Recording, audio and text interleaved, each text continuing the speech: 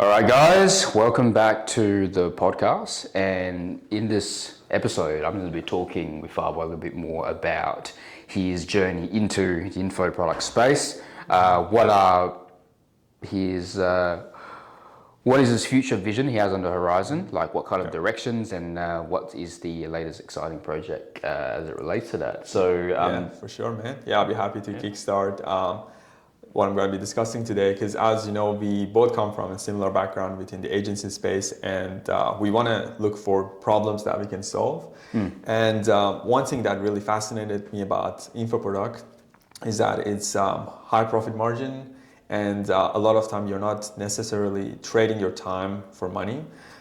So let's say you have students or people you coach in a group setting, or you have like a course, digital course that people are buying, and people become part of your community. So I find that interesting, and also we gain skills that are quite valuable for people who are beginners, who let's say they want to start their agency, or they're like at the starting or the beginning phase, depending on what problem we actually solve. So where I see myself that I've acquired skills is in content creation. So it's been my interest. It's been something I pursued, and something I like. I would love to do every single day without looking like to escape from it, essentially. So yeah, I think you mentioned a very interesting point there about skills, right? You start off developing skills. Whether you pick a skill, it's in the creative space or it's something related to, say, running advertising, lead generation, and so forth. But you start off with a skill that it's either yourself that's trading the time for money, or you are basically managing the labor, the contractors that deliver the service, the client fulfillment, and so forth. Yeah. So then you're at a point where you're seeking leverage, because essentially what info products do is leverage is essentially you put one in and you're not getting one out, you're getting 10, 100, 1,000, so forth. Was that your thought process? I guess what was that moment that made you go, you know what? So for you, was it one moment that was a snap decision of, that's it, I'm going down info products, or was it more of a series of micro decisions? It was more like a series, and there were like signs that you get like by doing things. And for example, I have one person like reached out to me, and he was an agency owner, which he became a coaching client, and he mentioned, do you do coaching and mentorship? And I instantly on the call I said, yeah, we do. So we solved that problem. And then before that, long before that, I've been reading and consuming different materials or books and videos. I've been following a lot of William Brown stuff. One thing I like about the way he's been able to scale is that he sees making money is easy, and also sees that he scaled it really well to multiple 7-figure just by teaching. And one thing that got my interest was the way he operated his business. So he only had like sales rep, contractor sales rep, which are making 10K a month, and he does all the teaching. And then to be able to hit those multi 7-figure just by himself seems fascinating to me. So even I like the whole idea of the business model of high profit margin, less team, similar thing which we discussed about, like let's say AI or working with contractors. I find that to be my interest in terms of like the business model I want to work with. I don't really fascinate like having full-time staff, like let's say 20 staff of, you got to pay them. The whole idea of thinking about that just gives me stress. Yeah, probably that's not something I want to do. And even being a solopreneur kept me stuck, or like, let's say I'm offering a service, I can only handle a couple of clients. And then even if I have contractors, I find the challenge of like scaling to a level I want to scale and get that freedom that I truly, truly want in my life and business. So I've been looking for a business model that gives me that lifestyle freedom. So to be able to travel, to be able to spend time with family, do things that I like, and that is scalable as well. And which I found to be, selling my knowledge, what I already been learning, it's valuable. I just have to put it into the market, and that's the whole idea. So it sounded like it took just, I guess, proof that your knowledge was valuable. Because I remember there was a very challenging period of time where you thought. I guess it didn't. So before that, did it occur in your mind at all how you would make the shift, or was it conscious? Were you thinking about it, or I guess what happened before that catalyst point? So it was towards the end of last year and early this year, and where I had a couple of bad clients, and the clients left and stuff like that. So I had to find new clients, and I find myself stuck in that phase of offering a service. So I was like, this is not what I truly wanted. So for me, freedom was to work less and to have the financial freedom and time freedom. Whereas there was a point in time I was like working long hours, doing all the client fulfillment, and also looking. Probably I wasn't making that much either. So right. Yeah. So That's yeah. the whole idea of like, it's almost like you're stuck in a matrix of living paycheck to paycheck as an entrepreneur. And I didn't really, this is not what I wanted. And so I just was looking for an answer to what could be the shift that I need to make. And I guess just to connect the dots there, would you say one of those shifts was there is no way, because if we're talking about trading time for money, that's a one-to-one input to output, right? Correct. And then if you're talking about leveraging labors in people, then you got to manage the person, right? But it's still related to people. So then you're getting some leverage, but it's the worst form of leverage. So was your thought process, let's say you're making a certain amount of money and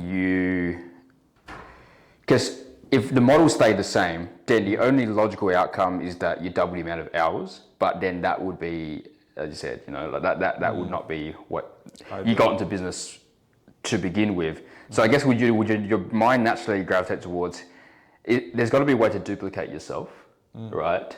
Without you being there.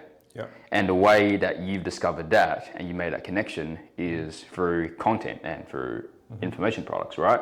Because this is tied to the overall point of, let's say you're teaching your current coaching student, right? Videography, the ropes of the agency and so forth. Traditionally, rather than repeating yourself to 100 other people, you create it once, and then 100 people buy it, and then you basically duplicate yourself in 100 different places. That's essentially having like that course comes into place.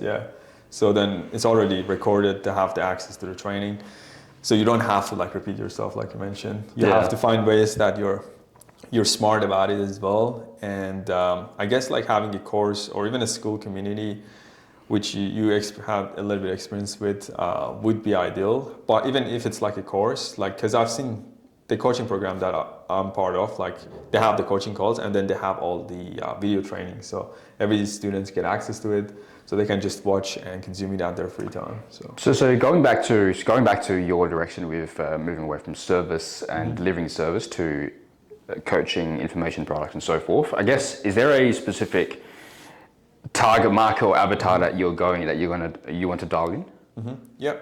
So what I thought was like the creator economy is the future, and I guess almost like everyone would value or benefit from having a personal brand, creating content. And the easiest sell for me was to help beginner videographers, because I've done that already. So I recently tapped into like building my own personal brand as well, but that's a problem that I could solve at a later stage. So meanwhile, I want to get started. So I just like get some, couple of clients in, get some experience. And so first I would start like narrowing down with helping videographers to, charge high ticket, value their, product or service to the potential clients they work with, and have tools, resources, everything that they need to sign up those clients, and also improve their skills as a videographer, and whether that means like they become better director or creator, or outsource their editing, or learn the basic of editing, and then have SOPs for, let's say, editors to take in place. And so that's the main one that I could tap into. Then the broader plan would be the new creator economy. So whether that's coaches, consultants, all these other people who want to start their own YouTube channel, create short form content, how they can go viral and basically get the attention online and turn attention into monetize that attention, essentially. So that's the problem I'm looking to solve for Instagram and YouTube content that we put out. And later I can like make it an info product as well. Yeah. Throughout the I like process, that. yeah. I like that. With these beginner videographers, before they come to you, I guess, could you describe what does that look like? So are they a freelancer? Are they just fresh out of training, like school or whatever? Or are they working already in a video production company? Or what does it look Yeah, like? so the one that I been working on a few coaching calls. So he already had the experience of working on a bigger project as a creative director. So he had experience in 2D, 3D animation. So the bottleneck was how to become a better videographer, which I could literally teach that on a Zoom call without having the need to like personally meet them. Interesting, okay. So it might make it a little bit challenging, but since he's in the same city, it's easier for me to catch up. Right. However, if I teach the fundamentals of what camera gears, what camera setting they need, how to operate the gimbal, which is basically the stabilizer, and give them assignments like shoot an interview. So let's say, all right, set the goal of shooting property because he wanted to get into property space. So just film his house, right, with the gimbal setting.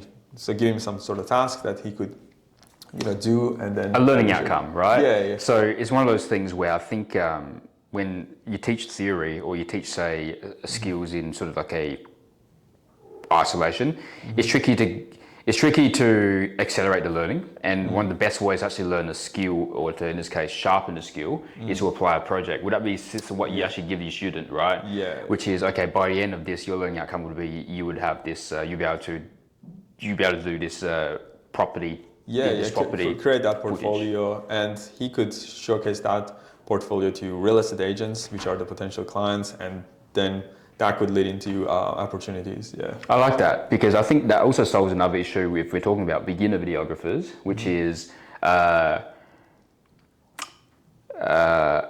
do I work with someone if I don't have experience or a track record or a showcase and so on. So I guess what your deliverable includes is by the end of their time with you, not only will they be ready to go, right, professionally, but they'd also have some projects, right, which they can show. And then would you say that's the biggest value that they would get, which is essentially the foundational video skills that we're going to market with, or is there something else? So it depends on the person, but this is one of the skills. Then the other one is actually selling their skills for a bigger project, like which is talking to clients, finding clients, the approach that they need to take to land their next few clients, and be able to charge higher tickets. So let's say if they haven't charged $1,000 or $1,500 before, set that as a goal, and then once they get that clients, they could charge $2,000, then $3,000. So I've been through that process as well. So how to shift their thinking. One of the other guys that I've spoken to, he had the issue of basically charging too low, and as a result he was working longer hours and he couldn't scale the business, and so he was charging $500-600 per project, and one time he charged $1,000. So I told him the limiting belief could be just you already done 4-figure before, so that means you can do it again, so replicate it. So why don't you increase your price to $2,000? And he said I'm going to charge minimum $2,000 from now on. So that's something that I guess motivated me as well to put this into teaching, so to be able to help people shift their thinking, to charge higher. So and you're solving your own problem, and you're kind of almost passing the baton on to a previous version of yourself.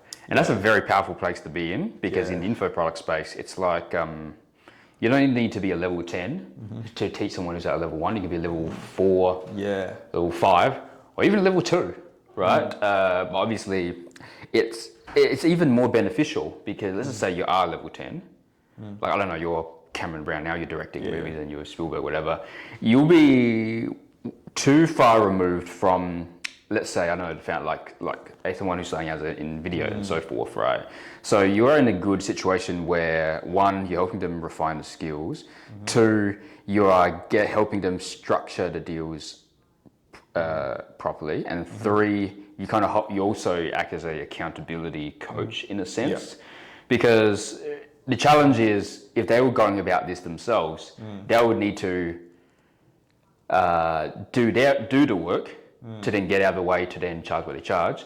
I guess what you act as a coach that also allows them to give themselves permission to do what they want to do. Yeah, and also a lot of time they have tried, like they watch YouTube videos, other things, because the information's out there but scattered, and you can't really follow like step by step. A lot of time it's harder to find, and they need someone to, I guess, like take them by the hand, show them the step by step things. So. And then even when I ask them, like they already tried this and they failed, that's one of the reasons, I guess, like they'll reach out for help, basically.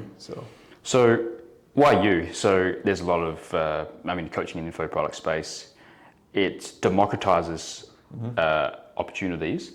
And as a result of that, that's great. And as a result of that, there's also a lot of people in the space. I guess more specifically, why you? Yeah. I guess for me, when I was like running services, I've always wanted to have a bigger impact. So I guess naturally I'm built that way.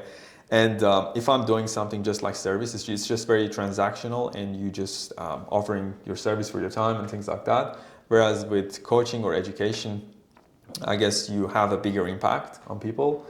And not only just when you work with people, but also when you actually inspire other people, right, on YouTube or Instagram. So that gives me that driving force that I'm on a bigger purpose. So for me, and also I find naturally I'm built for teaching, because I've been told like you're really good at teaching or explaining it well for people to understand. Because one thing is knowing the skills, the other thing is actually teaching other people how to do it. So that's a skill in itself. So having that natural skill to teach what I know or what I learned to other people, so they take it step by step. So right. So what you're saying is you're in the sweet spot where not only are you a practitioner of the craft, you can also teach the craft. Yeah, pretty much. Yeah. That's powerful.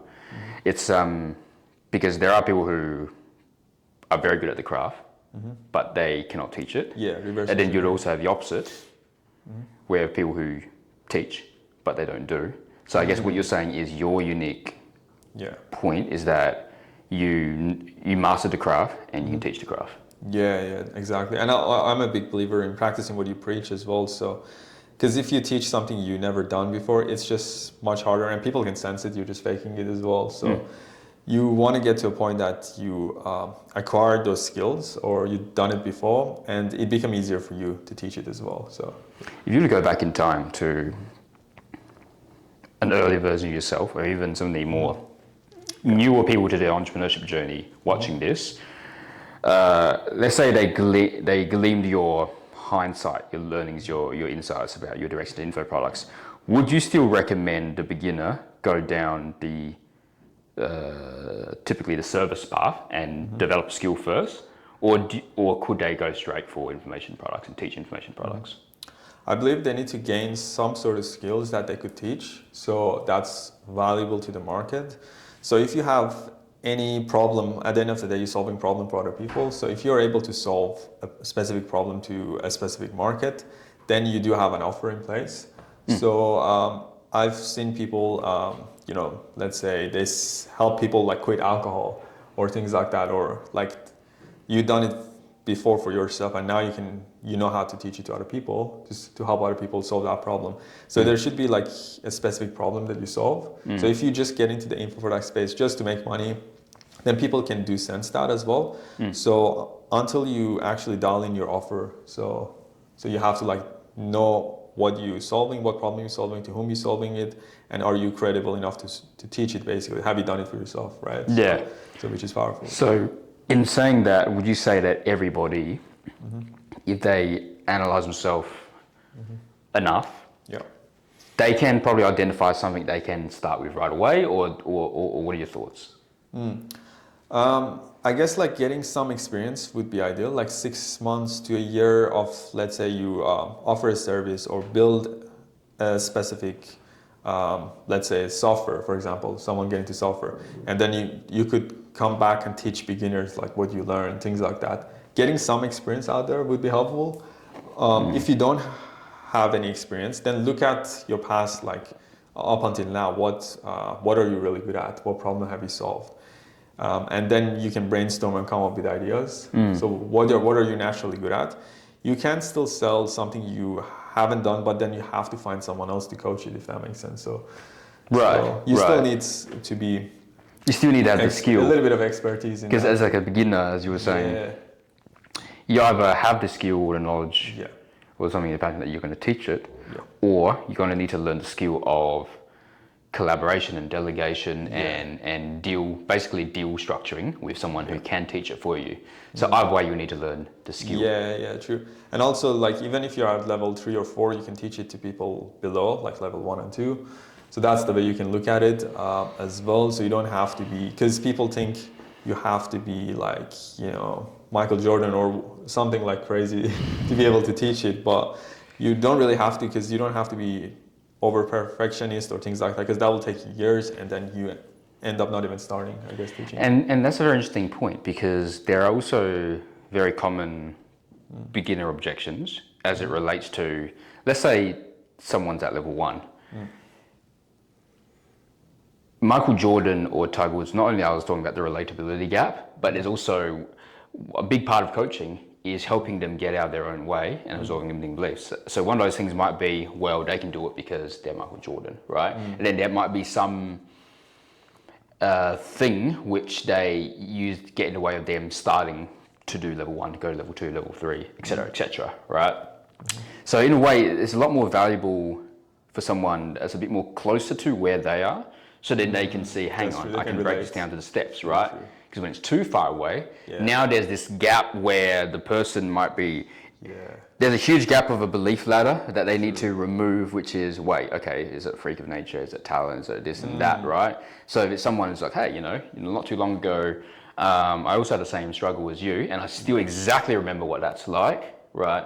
And here's how I overcame them, and that's a lot more valuable. Yeah, right? true. Because even it'd be easier for the person who's coaching to actually teach it as well, to reverse engineer. If it was such a long time as well, like 20 years ago, and then it's harder for them to remember the exact challenges that they had, and it has that relatability issue for both sides. So, in saying that, where do you see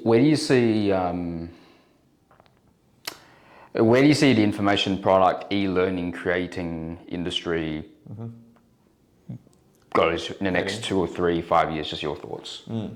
I think the creator economy is a big one. So, so to stand out online, because more and more, e-learning people, or education people are going to be out there, and the competition is going to be high. So, in order for you to stand out, you need to be your own creator. So, which, let's say, the school community, the courses that you put out. So, you have to brand yourself as well. So that's a big part. So brand yourself and solve a problem. So be more specific on what problem you solve, because it can get into a saturated space as well. So you want to find ways to stand out and make yourself more unique and appealing and authentic to people as well through the content that you actually create. So you have to be not only a person who actually teaches, but be a creator to organically grow your audience. Running ads and stuff is good, but if you figure out how to, basically hack the algorithm to work in your favor, almost like create like a cult for a good reason. So that's the economy of, I like that. Yeah. What's next for you? Yep. So something I actually see myself is being in a room, like let's say a Zoom meeting, a room full of 30 people, like just coaching them, and people like buying like the digital courses that we put out there. And that's the funnel I see myself, and also like presenting in public as well. So like similar to like boardroom meetings. So I did the first one a couple of days ago. So it was like an experience for me to just give it to try. And but I have to see where that's going to lead to. So I have some plans for, that project. It's more like a mindset thing. It's just like how to think bigger, similar things that we did, and 2 of the people actually got good value out of it. So I'm taking that worksheet as well to improve my thinking as well. Yeah. I like that, man. Yeah. I like that. Well, this is a good chat, man. Just to clarify what your direction is, and I think this is also going to be valuable for particularly future visitors of your channel, because I think there's one thing where Alex Hormozi says, and actually a lot of people say it, that sometimes by the time they heard it the first time, you've already repeated it. You already repeated a message like 10, 20 times. And sometimes for the new people who don't know who you are, this is like a reintroduction. So then they're kind of keeping up with your journey, right? They're along the journey with you. They see what you're working on, you know, what you're currently doing, and so on. If they resonate, they hop on board with you.